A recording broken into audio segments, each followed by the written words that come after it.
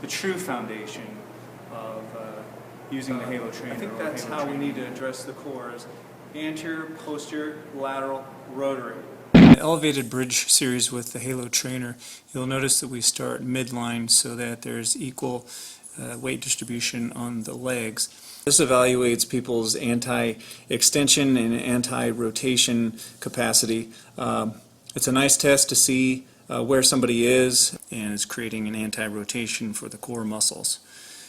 Then we move back to midline and put the load all on one leg. Showing the setup here for the neutral load, side-supported position for an anti-rotation press. I'm just upside down. Ain't got no care. I ain't got no rules. I think I like living upside down. Move into the second one, the anti-rotation. We move off of midline so that one leg is getting the majority of the load.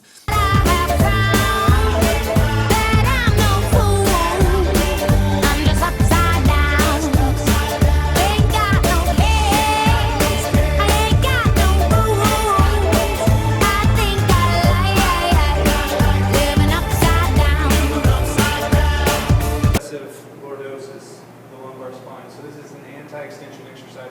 We're going to move to the handles up position. Obviously, the rocking V segregates that movement in the sagittal plane. Now we have a three-dimensional challenge for stability. Go ahead and roll it out. So long bar against the thigh, tall kneeling. So what he's going to do is kneel to plank, and from the kneel to plank, we can also call this a long lever or a dynamic long lever plank. Now I'm going to have him draw circles, and the tempo of those circles are going to be important, because the faster he moves, the more scapulothoracic stability is going to be required in the closed kinetic chain as well as the open kinetic chain. I'm just upside down. Ain't got no care. I ain't got no rules. I think I like living upside down. I'm going to have him prop up into the full side plank position and handles down. And he's in a wide base of support right now, which I call a staggered stance. And once again, in the sagittal and the coronal plane, he's in neutral spine, he's bracing. The ball is cradled in the handles down position, offering support to push the hips into an alternating external and internal.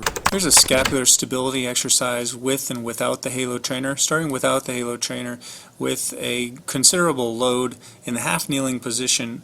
Notice my foot is barely offset in a very narrow base of support, maintaining a high trunk position, so the top of the head very close to the top of the screen. Maintain that position, and then there's a dynamic variation of going through flexion and extension with the shoulder. This is an open kinetic chain variation for scapular stability. Next, we're going to show the halo trainer in the standard position, and in the standard position this would be a closed kinetic chain position. Here, combining the anti-side flexion with the anti-rotation in the side-supported position. Notice the dumbbell's placement. The center of mass would be midline, and it's just off center of mass, again about thumb distance apart, where when we move over to the halo trainer to show how the body can act in a similar fashion to produce that kind of anti-rotation load, again, I'm in a plank position, but in an elevated position, so there is a decreased anti-extension load. However, because the handlebars have that width, the load center of mass displacement is greater. For the fourth progression, the load is on one leg, and there's the anti-rotation component of the core. And in this prone supported position, the load is variable as it moves away from the center of mass, creating larger leverage, a mechanical advantage for the external load. Introducing a type 2 motion here in the thoracic spine as she's going through rotation, but also in the frontal plane in a side bent position.